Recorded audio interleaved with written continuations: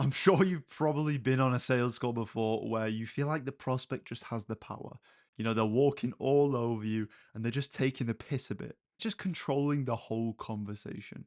In this video, I'm going to go over exactly how I frame and control the sales call, even with people who are 10 times more successful than me, 10 times more qualified than me. So, the first one is setting the frame and the agenda of the call. I see time and time again people just doing this weekly and people doing this very cringily from what they see on YouTube and what they see from the top gurus. What I would say is just set the frame in a way that suits you. Don't say words that you wouldn't usually say, but follow a framework. So, the way I set the frame for the call is I'll jump on a call with someone, ask them how they are, where they're calling from, straight away just get into the frame. Sweet man. Well, look, we can get rocking and rolling. What I usually see works on this call is when I ask a few questions about where you're at the moment, where you want to go, and just see if we can help. Like, if it makes sense, then I'm happy to answer any more questions, go into a bit more depth in terms of a plan specifically for you, and hopefully we can get you rocking and rolling. If not, then look, I'll be as honest as possible, and hopefully I can point you in the right direction. If that sounds all good, we can jump into it. So that's natural to me, right? Like, I don't say all this cringy stuff of, "Oh yeah, we can see if we're a good fit, and I'll just see if you're a good fit, and then if I feel like you're a good fit, then we can jump into things. We can, I'll make you an offer." Like, that doesn't seem natural to me. So it's important to find something that is natural to you, that isn't just forcing it. Okay, pretty much just there how you're going to set the call. You're the big daddy, how you're gonna do it. Second one is super important. Don't be afraid to ask tough questions. Easiest way to submit yourself to someone, lick their feet, and just praise them is to just ask surface level questions and not actually challenge the prospect. Look, if there's something that comes up to you that just doesn't make sense, say someone's been struggling with the same problem for 6 years. If you don't ask a tough question and say, look, like 6 years, why have you not changed anything? They're not going to respect you. You're almost just a customer service employee, just asking them basic questions, just doing what they say, right? You've got to challenge someone. A sales call with a prospect, even if it's in B2C or B2B, it's supposed to transform their mindset and really push them in limiting beliefs. So actually challenge them. If a prospect, especially a sophisticated one, feels like they can run you over, feels like you're just asking basic questions and you don't have the balls to actually hold them accountable, just going to run over you. They're just going to not respect you. They're just going to take the piss out of you. So ask the questions that most people don't want to ask. The questions that are actually going to move the needle. The questions that are going to make them think, shit, this guy's actually got me with my pants down. This guy's actually asked a serious question that needs to be asked. This is going to command respect with your prospects. If they know that you're not messing about, that you're willing to get uncomfortable to actually move the needle. Next one is just holding your ground.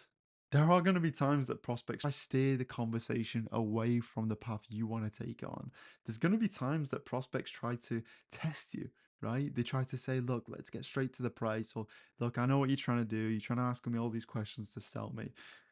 The way you react to this is a make or break. It's super important in terms of commanding respect and actually claiming the frame of the conversation. So, what do? You politely tell the prospects to sit down and shut up. Of course, you don't say it like that. But let me give you an example. If a prospect starts trying to ask you a ton of questions, trying to interview you, try to pretty much steer the frame on the other end and try to be the interviewee or the salesperson. Yeah, appreciate your question. What we can do and what I normally do is come to the decision if you are a good fit or not, if we can actually help you. And if it makes sense, if we can, then I'm happy to answer any questions at the end and then just get straight into the question you were asking before. What this does is it's not super rude. It's not you being a dickhead. It's just you saying, yeah, look, like that's not the way this call works. I'm not getting interviewed here. This is how we're going to do it. Then I can answer any questions at the end. Next one, some people think is wishy washy, but super important. And it's the mindset, right? You have to remember that whether someone has got 10 million in the bank, whether someone is 50 years older than you, whether someone's in business for 20 years longer than you and is just so much more sophisticated than you and qualified than you, they are on the call for a reason. They're on the call because they want what you can give them. They want the service that you have the keys to. You are the gatekeeper to the solutions to their problems. Embody this. Look, whether it's Tom Cruise, the King of England, whatever, you have the power.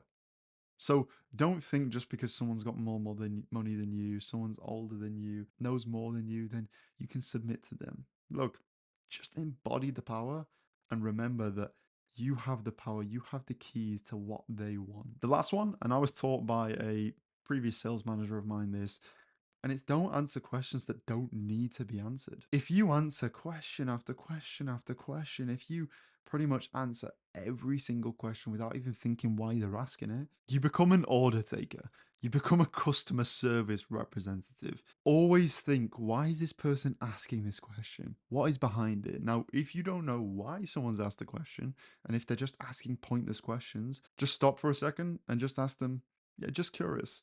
What's behind that question? What's the reason you want to ask that question? And usually, what you're going to find is they'll stop asking pointless questions. But on another note, they'll give you what's behind it and the reason why they're asking it. Usually, just getting into any uncertainty that they've got. But that's pretty much it, guys.